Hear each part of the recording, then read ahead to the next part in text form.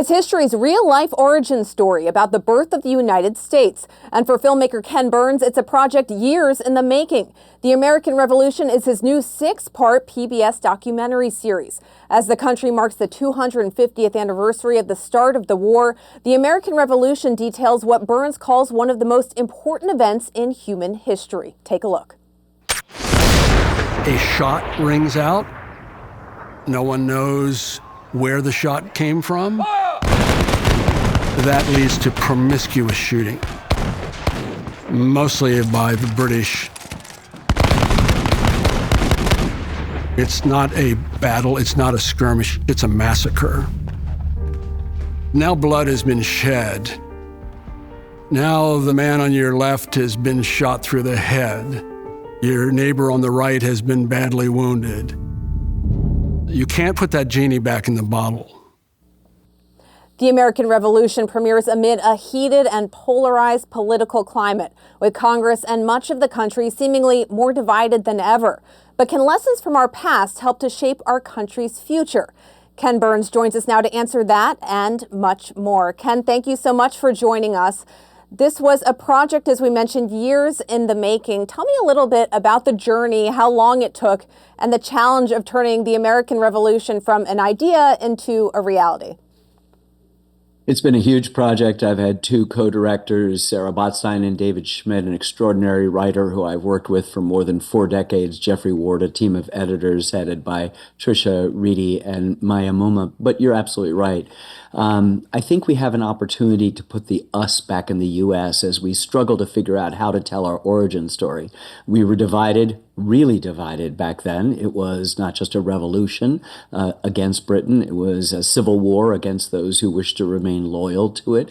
It was a world war engaging many European as well as Native American nations. It's a very complex story. It takes an awful long time. The shots at Lexington there happen on April 19th, 1775. It's not until mid-October of 1781 that Yorktown and the surrender happens. It's not 2 years later and a month before the British evacuate New York. It's been their stronghold for 7 years. So there's a lot of dusting off of that supposedly dusty story. We have to understand those top-down figures like George Washington and Thomas Jefferson and John Adams, Abigail Adams, a little bit better than we do now. They're not as opaque as we think they are, or they're not as unknowable as we presume they are. And then we have to introduce you to dozens and dozens of so-called bottom-up people. The people didn't have their portrait painted, who did the fighting, who did the dying, who did the arguing, who came from New Hampshire to Georgia and all the places in between. It's a really dynamic saga. I don't know of any other way to put it, much like the sort of dramatic stories that we hear, but it's all true. And I think it's really important as we approach the 250th of the Declaration signing that we understand what our origin story is. It could be very, very helpful as we sort of struggle with the divisions of today.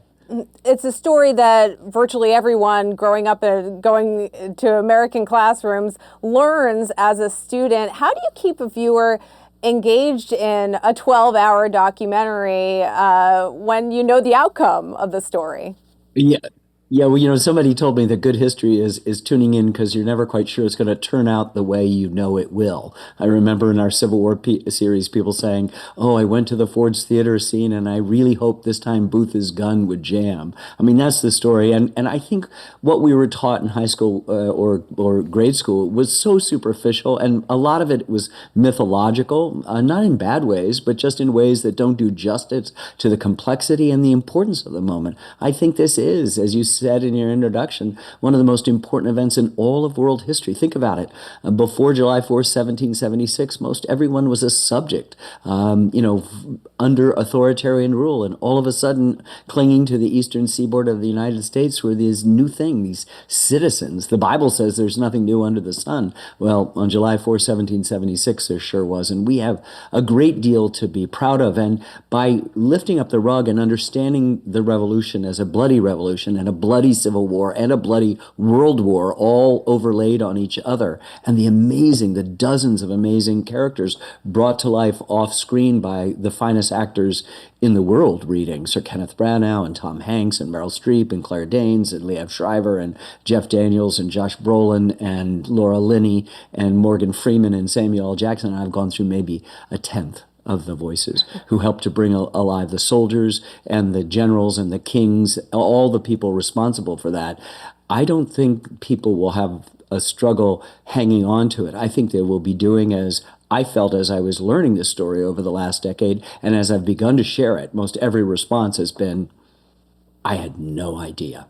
And I've said the same message. I've been on Joe Rogan. I've been to the editorial department of the New York Times, the editorial board of the Times. I've been to inner city school kids in lots of cities from Charleston to Detroit to Chicago.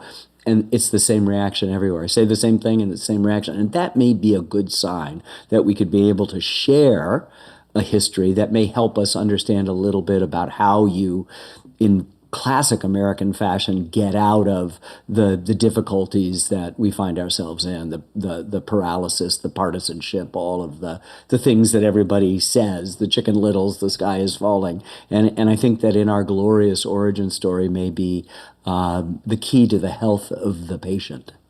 One way you just described the Revolutionary War is in part a civil war. Some historians, some political experts have said the U.S. right now is careening towards a civil war. Do you think that's the case?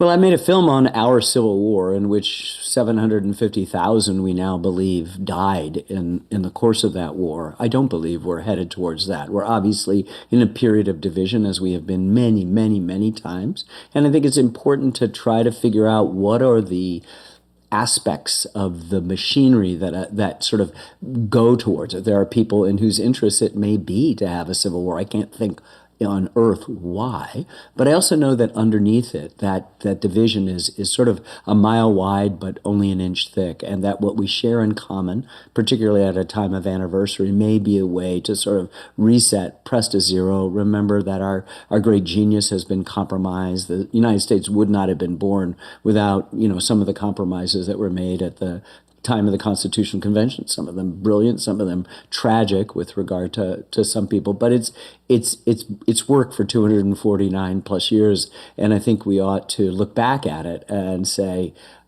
instead of wringing our hands and sort of, if it bleeds, it leads, go back to the kinds of things that the inspiration that these founding fathers and mothers and others that I think you'll really enjoy getting to know. There's a 14-year-old kid, John Greenwood, who joins the Patriot cause. There's a 15-year-old from Connecticut who joins and fights throughout the war, talking and sounding like the grunts that we heard in our Civil War film, in our World War II film, in our Vietnam film, and from the Vietnamese side in that same film. So you begin to realize that, as Ecclesiastes says, there may be nothing new under the sun. Human nature doesn't change, and it might be interesting to hear this. Or a little girl who's 10 years old, Betsy Ambler from Yorktown, who's a refugee, who thinks of Americans as refugees from the fact that Yorktown is close to where the British can land and never ultimately gets to go back and stay in her hometown because it's destroyed in the final climactic battle. As I describe it to you, I feel like I'm describing the Lord of the Rings. Maybe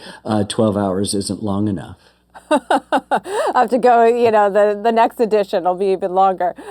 You did mention that they're the Chicken Littles of the world, the sky is falling kind of attitude. Do you think some Americans now are overreacting to every crisis of the moment? No, I don't think that. I didn't mean to paint everyone with a broad stroke. I think there's some in whose interest it is to foment conflict, and I think the vast, vast majority of Americans share the common thing. I'd go back and look at the Constitution. I'd look at the Declaration of Independence. Someone said, that we've smothered the revolution in gallant, bloodless myth, as if it's encrusted with the barnacles of that sentimentality. I did not find that by scraping off those barnacles that we in any way diminished the big ideas. It actually made the big ideas even better to understand the incredibly fraught time. Remember, a good part of the population was loyalists, and we don't make them bad. A loyalist would be considered a conservative today. You believe that all of your prosperity, your health, your literacy, your property is come from the British constitutional monarchy, the finest form of government on earth, and you'd be right, and it'd be understandable why you would take a chance on this crazy new idea. And then the people who did follow that crazy new idea created the United States of America. So they're not villains and bad guys. We live in a media culture and a computer culture. Everything's a 1 or 0. Media is everything good or bad, yes or no, red state, blue state. And I think most Americans live their lives understanding in the stories of their lives and in the stories that they inherit, say from PBS, me, other historians, that it's really complicated. That's a sign in our editing room, and you can lean into that complication without necessarily having to say the sky is falling, but understand the revolution. If at the end of the Declaration, they say we mutually pledge to each other our lives, our fortunes, and our sacred honor. I think we could probably have a good discussion about what sacred honor means, but we don't have any question about what lives meant and what fortunes mean. And when you see people who are willing to sacrifice their lives and their fortunes, very, very rare, for a cause, this new idea of freedom and liberty, the idea that all men were created equal, it's a passionate, inspiring story that maybe ought to let us sort of put down the fork in the middle of our argument over Thanksgiving dinner and go, you know what? I see it from your point of view too. I want to talk to you a little bit about the current state of politics. You said in 2016 that you were going to break your longstanding tradition of neutrality, and you spoke out without naming him against President Trump, saying he had dictatorial tendencies, was a terrifying Orwellian statesman. It's been almost 10 years since you made those remarks. Do you have any second thoughts about speaking out, and has your impression of President Trump changed at all since then? I feel like I have the right as a private citizen to do that. I've always kept most of those feelings to myself because I don't put them in any of my films, and I don't want to make public statements using the past as some cudgel to beat up the present or to make a point about the present. And so I felt that then, and I continue to have that discipline. We began this project in December of 2015 when Barack Obama still had 13 months to go in his presidency, and we worked on this through the first Trump term and through the Biden term, and now well into the beginning of the second Trump term.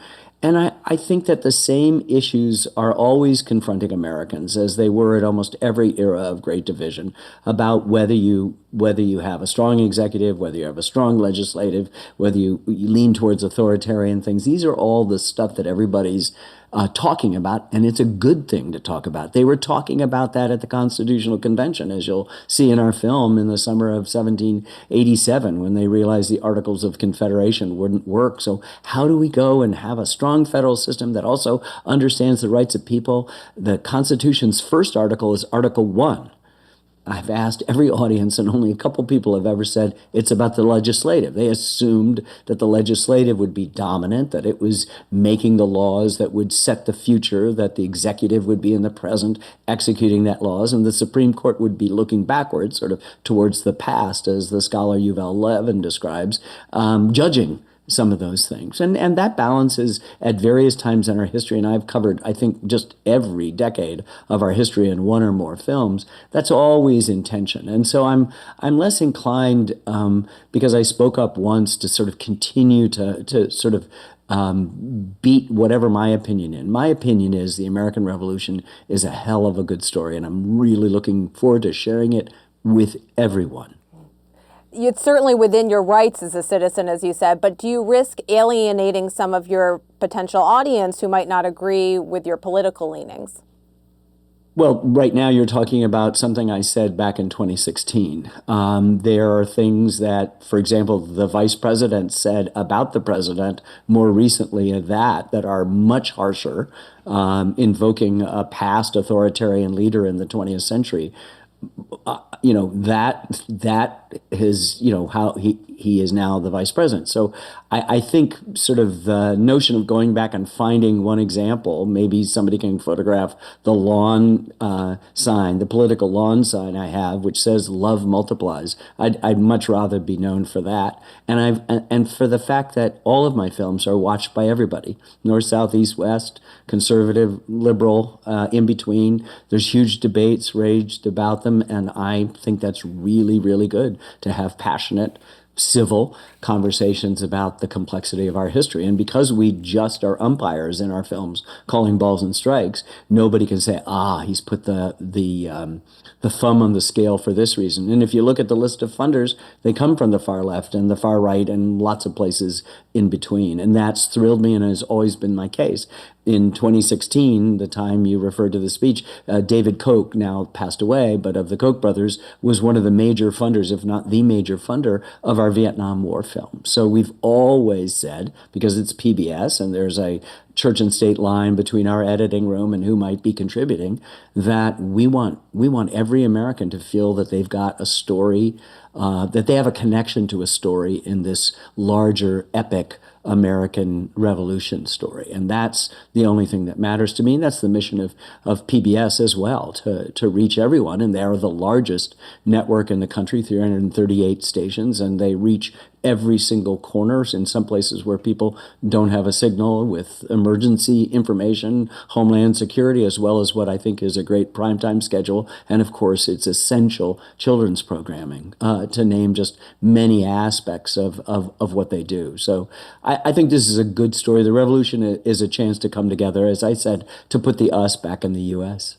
Mm-hmm. We mentioned the comments from 2016. You did speak out as recently as last year ahead of the presidential election, saying there was no other choice, where the country is at an existential crossroads. What road do you think we have crossed since then? I don't know that the existential crossroad would suggest something that would have to do with our living or failure. It's the democratic impulses that we have that I'm interested in preserving. The democracy, people will learn, perhaps to their shock, was not an object of the revolution, but a consequence of it.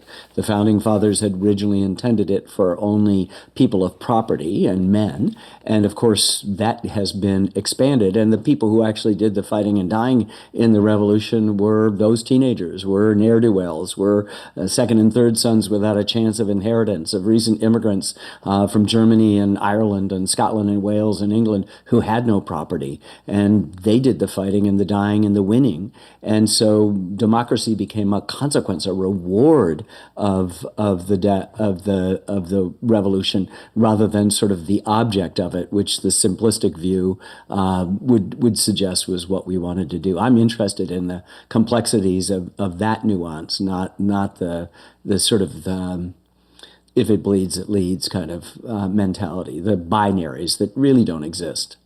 As a historian, can looking back at America's past help to predict its future? And if so, what would your prediction for America's future be? Well, I'm an amateur historian at best. Thank you, Judy. I'm a filmmaker. I'm a storyteller, and history is mostly made up of the word story plus high, which is a good way to begin a story. I think historians in general make lousy prognosticators. What I do know is that when somebody's in crisis, it's always good to go back and to look at your origin. That's what a pastor, that's what a professional asks. Where did you come from? Who are your parents? How'd you grow up? What happened early on, to sort of understand and help right the ship and recreate the narrative that brings people together. I don't know what the future will bring, but I do know that a healthy understanding of our revolutionary period, our origin story, is the best medicine that we could take at this time. You're almost facilitating therapy for the country with this documentary. I think it is in a way. History is our best teacher. I agree with that, Judy. I think it is a kind of, there is a therapeutic value to understanding that people went through stuff like we went through, and they handled it this way, or they didn't handle it well here, or they handled it there, or this person was particularly adept. I mean, what you will learn among many, many thousands of things in this series is that we don't have a country without without George Washington. He has flaws. He makes bad battlefield decisions, at least in a couple places, the largest battle, Long Island, and repeats the same mistake of leaving a flank exposed at Brandywine, another big battle. But he's able to inspire men in the dead of night to fight. He's able to pick subordinate talent. That is, he's not worried about whether they're smarter than him or better than him. He's able to work with Congress and able to negotiate. He knows when to leave. He resigns his military commission and then the presidency, which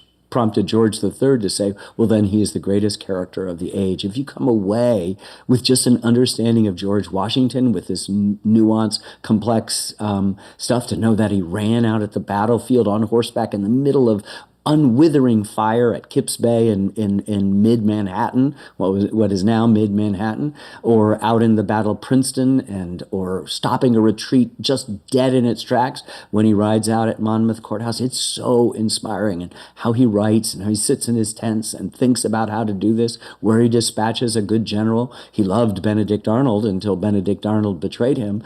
He loved Nathaniel Greene, who was a Quaker who fought the entire war, gave up that Quakerness to serve. There's some unbelievable people involved here. We are so fortunate to have been the beneficiaries of their thought and their sacrifice. Here's a man who was willing to risk his life, George Washington, and his fortune. He may have been the richest person in America, certainly one of the richest people. He lived in a tent for most of those 6.5 years, rarely got back to Mount Vernon, and did that so that you and I can have a kind of conversation that we're having today. Boy, that makes me feel really good. You mentioned your praise for PBS earlier, your partner after all these years. Of course, you know that the White House in May said it was cutting funding to PBS, accused it of spreading, quote, radical woke propaganda disguised as news. What's your response to that? And by the time you're finished with your next documentary, do you suspect that PBS will survive for you to air it on? PBS will be around, and their criticism, they cut the funding for the Corporation for Public Broadcasting, which is a more than half or century old institution that was distributing money to radio stations.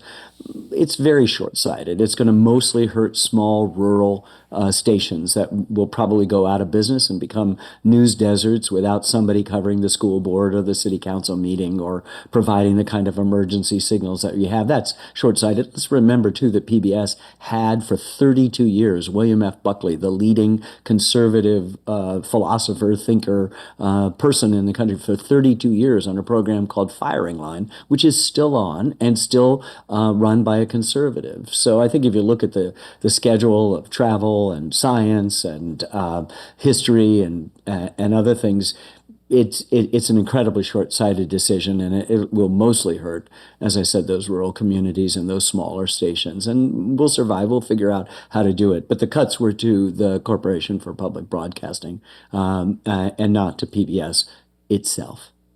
You said recently that history makes you kind of optimistic, only because you can watch and see what happens. But you also said you've never been as pessimistic as you are right now. So which one is it? Which one wins out? It's not an either or, Judy.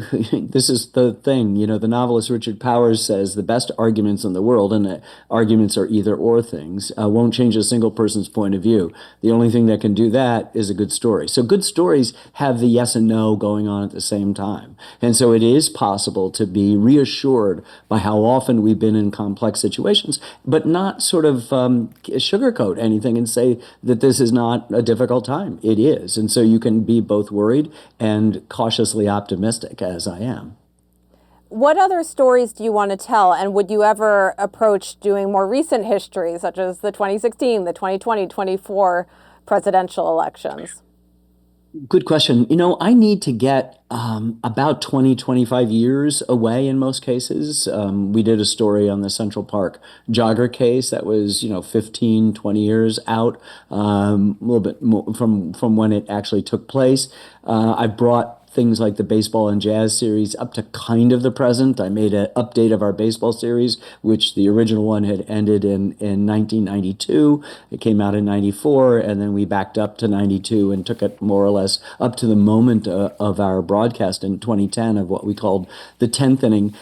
the thing is that you want the perspective that comes from the passage of time. It isn't journalistic where you want to have a couple sources and you're okay. You want to have scholarship. And in many cases, our script for the Revolution had 4 or 5 footnotes per paragraph telling us what the source was. And sometimes new scholarship reveals that perhaps the earlier scholarship wasn't precise and you want to make it more precise. And so I'm really happy that I work with PBS because they allow me to do the deep dives, to spend the nearly decade it took to do this. So we get the story right, the facts right. And then because we're only calling balls and strikes, we're not putting our thumb on the scale of this particular political point of view or that or whatever fashionable. It gives you a chance to do that. So there are many topics. If I were given 1,000 years to live, I wouldn't run out of topics in American history. And so there's a kind of urgency. We're working on several projects right now that I think are interesting about post-Civil War period, about the 1960s,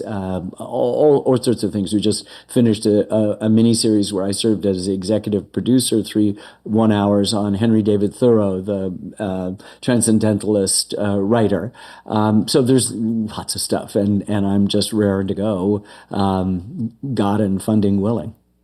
So 25 years after it takes place, another 10 years to produce, and I can't count that high to how long it'll take before you do. No, it may not be this. It does feel like things are moving very quickly and are accelerating at an unusually fast pace. So it may not be the rule of thumb. And as I've cited all the examples where we've been able to sort of come closer to the present with something, it may be possible to look at these things. But one of the things you want to do is be able to see it from all different perspectives. You want the event itself to have passed and to be able to look at it and say, I can now see it and see it a little bit clearer. It's a kind of historical triangulation that the passage of time provides that fixes the event more clearly as new scholarship emerges and new information is unearthed. And given the fact that there's so much information and some of it doesn't come out for years and years and years, it's really important to have that kind of thing. One of the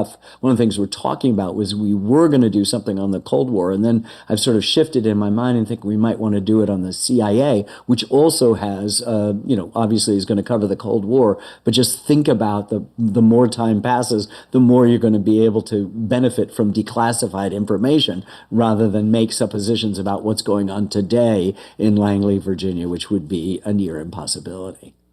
Final question. What do you want audiences to take away from watching the American Revolution?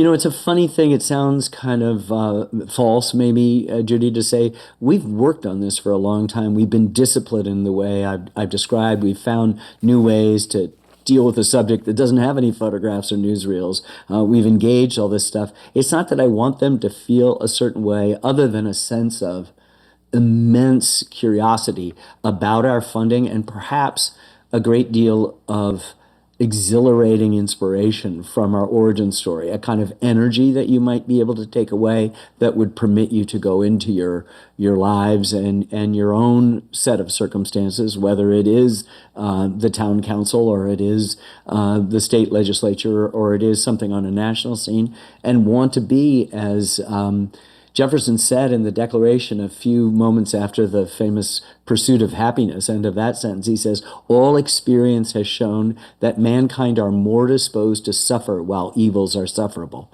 It's not hard to figure out. He's saying that everybody has been a subject up to this point, and we've invented this new thing called citizens. And that's going to take a little bit of extra energy. It's not putting up with the authoritarian's rule. It's saying, I need to do this. And what they thought pursuit of happiness was lifelong learning. Then you'd become more virtuous, and then you would earn all the time this sort of extraordinary gift of citizenship, which we have, and so many of us take advantage of. Take advantages even by not voting, which is a terrible, terrible thing that we're so lucky to be able to do that. And I think, if anything, I would like to awaken a little bit of the energy, the kind of the pilot light, if you will, that was lit originally back during our American Revolution and still is there, and still is working. And that's the thing I'd like to see more than anything out of the film. But whether you like this battle or that battle or this character or that character, it doesn't really matter. To look at it is an extraordinary gift to me and my compatriots for giving your attention to something that I think is incredibly important. But in a time when we're all distracted by our devices and things like that, but we also do binge, that this might be a binge-worthy experience that might help you reconnect you with the possibilities of your country as you learn about how it came into being. A binge-worthy experience awaits. The American Revolution premieres Sunday, November 16th on PBS stations nationwide. Ken Burns, thank you so much for joining us today. It's been my pleasure, Judy. Thank you so much.